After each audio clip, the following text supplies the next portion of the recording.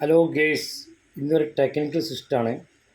അപ്പം പൊതുവേ ഇന്നിപ്പോൾ നമ്മൾ ആംബിയർ മീറ്റർ പൊതുവേ നമ്മൾ ഈ മോട്ടർ ലോഡ് ചെയ്ത് വെക്കുമ്പോൾ നമുക്ക് പൊതുവേ എത്ര ആംബിയർ വരുമെന്ന് ഇത് നമുക്ക് കാണാൻ കഴിയും.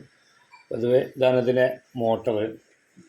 അപ്പം ഈ മോട്ടറിനെ കൊണ്ടുള്ള പ്രവർത്തനം പറഞ്ഞാൽ നമ്മളെ RHP മോട്ടർ പൊതുവേ നമുക്ക് കംപ്ലൈൻറ്റ് വന്നു കഴിഞ്ഞാലൊക്കെ നമുക്ക് ഇങ്ങനത്തെ ബ്ലേഡ് പോലെ നമ്മൾ മൂർച്ച കൂടുന്ന ഈ ടൈപ്പ് സാധനങ്ങൾ നമുക്ക് ഫിറ്റ് ചെയ്യാൻ കഴിയും. നമുക്ക് മൂർച്ചം കൂട്ടും ചെയ്യുക, എല്ലാം സെറ്റായിരിക്കും. അത് RHP മോട്ടറാണ്. അപ്പം നമ്മൾ മോട്ടർ ജാമായി നിൽക്കുമ്പോൾ നമുക്ക് എടുക്കുന്ന കറണ്ടും മോട്ടർ വർക്കിങ്ങിൽ എടുക്കുന്ന കറണ്ടും തമ്മിൽ ഈ ആംബിയർ മീറ്റർ വഴിയാണ് നമ്മൾ പോയി കൊടുത്തത്. ഓക്കെ, അപ്പോൾ ചെക്ക് ചെയ്യാണ്. ഓക്കെ, ആംബിയർ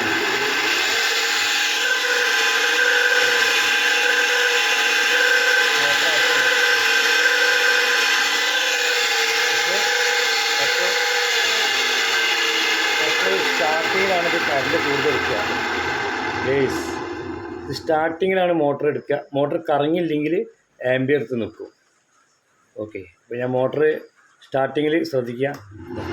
രണ്ടെടുത്തായി ഇത് പൊതുവെ മോട്ടർ വർക്കിങ്ങിലാണ് ഇതിപ്പം പൊതുവെ എടുത്തത്. അപ്പം ഇനിയിപ്പോൾ ഞാൻ മോട്ടർ വർക്ക് ചെയ്യാതെ നിൽക്കുമ്പം മോട്ടർ കത്താൻ കാരണം മെയിനായിട്ട് എന്താണെന്ന് ഓക്കെ കാണിച്ചു തരുതാ. ഓക്കെ, അപ്പോൾ മോട്ടർ ഞാൻ സ്വിച്ചിൻ്റെ മോട്ടറിൻ്റെ ഇവിടെ പിടിക്കും ഞാൻ. ഓക്കെ,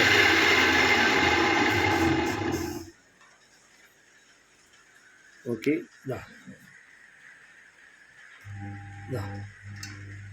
ഈ ആംബിയർ എടുത്തുകൊണ്ട് ഇപ്പോൾ കണ്ടില്ലേ. അപ്പോൾ ഞാൻ മോട്ടറിനെ ഇവിടെ പിടിച്ചതാ, കണ്ടില്ലേ. അപ്പം നമ്മൾ കപ്പാസിറ്റി പോയി ഇത് കറങ്ങാൻ ഞാൻ ജാമായി നിൽക്കും. അപ്പോൾ ഈ ആംബിയർ ഇത് എടുക്കും. അപ്പോൾ മോട്ടർ വിട്ട് ആംബിയർ കുറഞ്ഞു. അപ്പോൾ അതാണ് കപ്പാസിറ്റി നമ്മൾ കേട് വന്നു കഴിഞ്ഞാൽ വരുന്ന പ്രോബ്ലംസ്. ഓക്കെ, വീടുകളിലൊക്കെ ഇങ്ങനത്തെ ഒരു ആംബിയർ മീറ്റർ വെക്കുന്നത് നല്ലതാണ്. പൊതുവേ നമ്മൾ 10 വോൾട്ടിൻ്റെ ആംബിയർ മീറ്റർ. കൂടുതൽ കറണ്ട് എന്തിനാണ് എടുക്കണമെന്ന് പൊതുവേ മനസ്സിലാക്കി. ഇത് വെക്കാൻ കൂടുതൽ റിസ്ക് ഒന്നുമില്ല.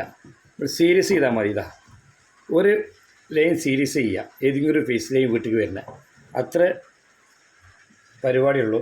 അപ്പം അതേമാതിരി ചെയ്ത് കഴിഞ്ഞാൽ നിങ്ങൾക്ക് വീടുകളിൽ ഏതാ കൂടുതൽ കറണ്ട് എടുക്കണമെന്ന് അത് കാണാനും കഴിയും. കറണ്ട് ലോഡ് ചെയ്തിട്ടുണ്ടോ എന്ന് അറിയാനും കഴിയും. ഓക്കെ, അപ്പം ഹലോ ഗേയ്സ്, അപ്പം എല്ലാവരും സബ്സ്ക്രൈബ് ചെയ്യുക. അൻസാർ PV യൂട്യൂബ് സെർച്ച് ചെയ്യുക. ഓക്കെ, അപ്പോൾ ഇതൊക്കെയാണ് നമ്മുടെ സിസ്റ്റം. ഇനി പുതിയ ഇതിനെ പറ്റിയുള്ള ഓരോ ടെക്നിക്കൽ ക്ലാസ്സാണ് വിട്ടു തരുന്നത്. Thank you.